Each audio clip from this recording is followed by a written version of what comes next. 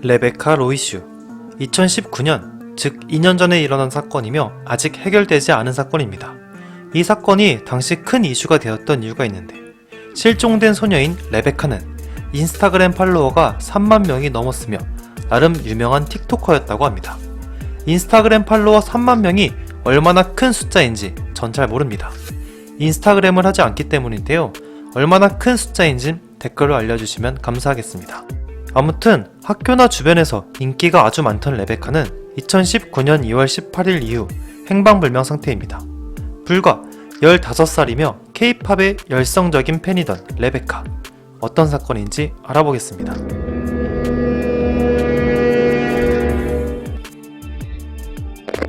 수많은 인스타그램 팔로워, 그리고 틱톡까지 나름 유명한 소녀였다고 합니다.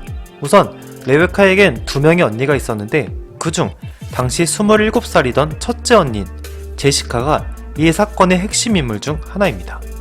레베카를 포함한 자매 셋은 같은 동네에 살고 있었습니다.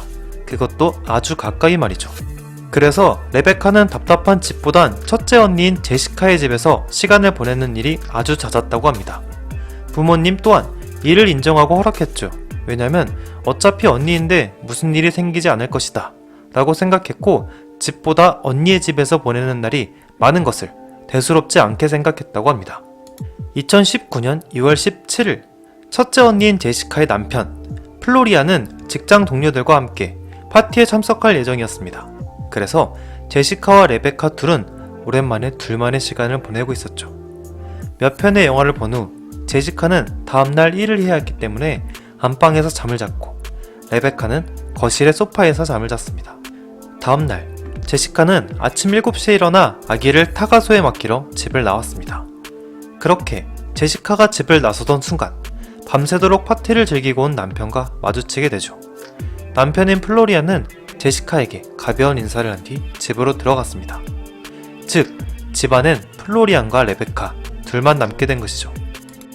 그로부터 얼마 뒤, 자매의 어머니는 레베카에게 학교에 갈 시간이다 라는 말을 전하기 위해 레베카에게 전화를 걸지만 레베카의 전화기는 꺼져 있었습니다. 그러고 나선 언니인 제시카에게 전화해봤지만 제시카는 이미 회사에 도착해 있었습니다. 그렇다면 집안에 있는 플로리안에게 전화를 걸면 되죠. 하지만 플로리안은 이렇게 얘기합니다. 레베카는 집안에 없어요. 학교에 간 것 같은데요. 플로리안과 자매의 부모님이 통화한 시간은 7시 30분, 레베카의 등교 시간은 9시. 조금 이상했습니다. 왜냐면 등교 시간보다 한참 전인 7시 30분에 레베카가 나갔다는 말이 되니까요. 조금 이상하긴 했지만 별 대수롭지 않게 여겼습니다. 핸드폰 충전을 잊어버렸나 보다. 그렇게 시간이 더욱 흘렀고 9시 반쯤 레베카의 부모님은 학교로부터 연락을 받게 됩니다. 레베카가 학교에 오지 않았어요. 무슨 일 있나요? 그때부터 뭔가 이상함을 느낀 부모님들은 레베카의 인스타그램, 페이스북을 통해 연락을 시도하지만 돌아오는 답변은 없었죠. 이때까지도 심각한 일이 아니라고 믿었기 때문에 절박하지 않았고, 단지 연락이 닿지 않는 것에 대한 걱정만을 하고 있었다고 합니다. 하지만 몇 시간이 흐르자 부모들은 레베카에 대한 실종 신고를 하게 됩니다. 실종 신고를 받은 경찰은 레베카의 사진을 전국에 공개했고 바로 수사를 시작하게 됩니다. 근데 이때 경찰이 전국에 퍼뜨린 사진은 정말 무용지물이었습니다. 왜냐면 당시 퍼뜨린 사진이 필터를 통해 변한 얼굴이며 체형 또한 보장되어 있었기 때문에 이 사진을 통해 레베카의 신원을 파악하기란 어려웠습니다. 하지만 모두가 힘든 사실이 하나 있었는데, 레베카의 사진 중 보정이 안 들어간 사진을 찾을 수가 없었기 때문이죠.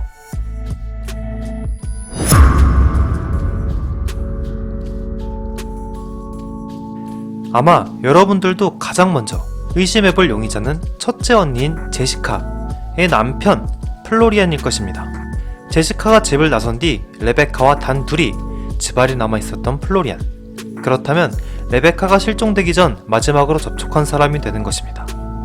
그렇게 경찰들은 플로리안을 체포하게 됩니다. 이 체포는 가족 모두에게 너무나도 충격적이었죠.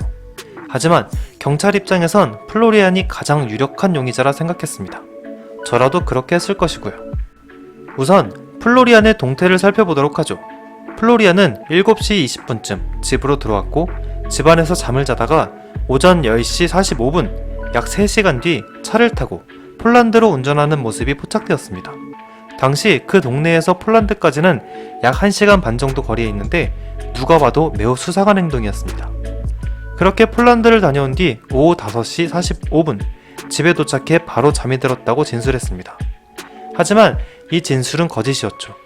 왜냐면 집안의 인터넷 사용 기록을 살펴보니 플로리안은 집에 들어와서도 약 2시간가량 인터넷을 사용했습니다. 그리고 폴란드에 다녀온 이유에 대한 진술은 거부하고 있었죠. 경찰은 플로리안의 차 안에서 레베카의 유전자 물질을 발견했지만 이것은 증거로 쓰일 수가 없었죠. 왜냐면 레베카가 평상시에도 가끔 타던 차이기 때문에 이것을 통해 사건을 조사하기란 매우 난잡했습니다. 그렇게 조사를 한참 받던 플로리안은 증거 부족으로 풀려나게 되죠. 근데 다른 이유로 다시 체포됩니다. 왜냐면 레베카가 실종 당시 폴란드에 다녀온 이유가 마약상을 만나기 위함이었고 마약 관련 법률 위반으로 체포되게 되죠. 플로리안은 끝까지 결혼 반지를 잃어버려 폴란드에 갔었다 라고 진술했지만 경찰들은 플로리안의 죄를 입증했고 결국 3년 정도의 형량을 받게 됩니다. 자, 플로리안은 누가 봐도 수상하지만 당시 함께 체포한 마약상이 플로리안을 만났고 그곳에 레베카는 없었다 라는 증언을 하며 레베카가 실종된 이유에 있어 전혀 상관없는 인물로 결론 짓게 됩니다.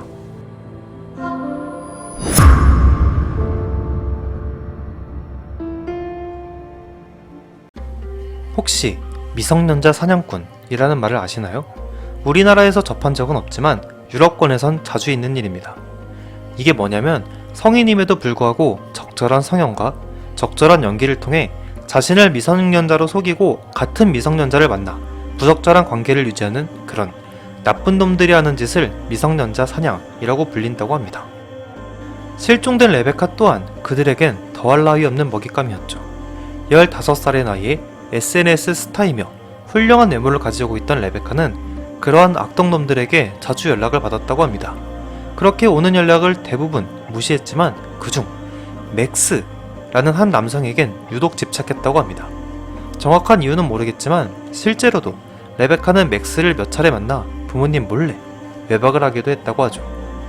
부모님들은 이 사실을 알고 있었고 레베카가 맥스를 만나는 것을 더 이상 할 수 없도록 언니들의 힘을 빌려 막았다고 합니다. 보도에 따르면 맥스라는 인물은 레베카와 동갑이라고 밝혔지만 실제로는 30대의 남성이라고 합니다. 어떻게 30대가 미성년자로 보일 수 있는지는 의문이지만 레베카를 감쪽같이 속인 것이죠. 근데 레베카가 실종되고 맥스를 조사하기 위해 경찰들은 심혈을 기울였지만 이 맥스라는 남성을 찾지 못했다고 합니다. 모든 계정이 가짜 계정이며 신분증 또한 가짜 신분이었기 때문에 찾을 수가 없었다고 하죠. 심지어 레베카가 실종되자 맥스는 자신의 모든 SNS 계정을 삭제했고 종적을 감췄다고 합니다. 여기까지 본다면 맥스가 범인일 가능성이 가장 높다고 보입니다. 하지만 맥스라는 남성은 마지막으로 만난 것이 반년 전이며 맥스라는 남성은 레베카와 헤어진 뒤 또 다른 미성년자들을 만난 흔적이 있었기 때문에 레베카에게 집착했다 라는 것이 성립되지 않습니다. 즉, 맥스가 레베카를 납치하거나 살해할 이유가 없는 것이죠.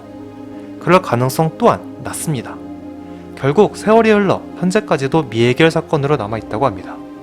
나름 인지도 높은 SNS 스타이자 15살이던 소녀 레베카, 그녀는 과연 어디에 있을까요?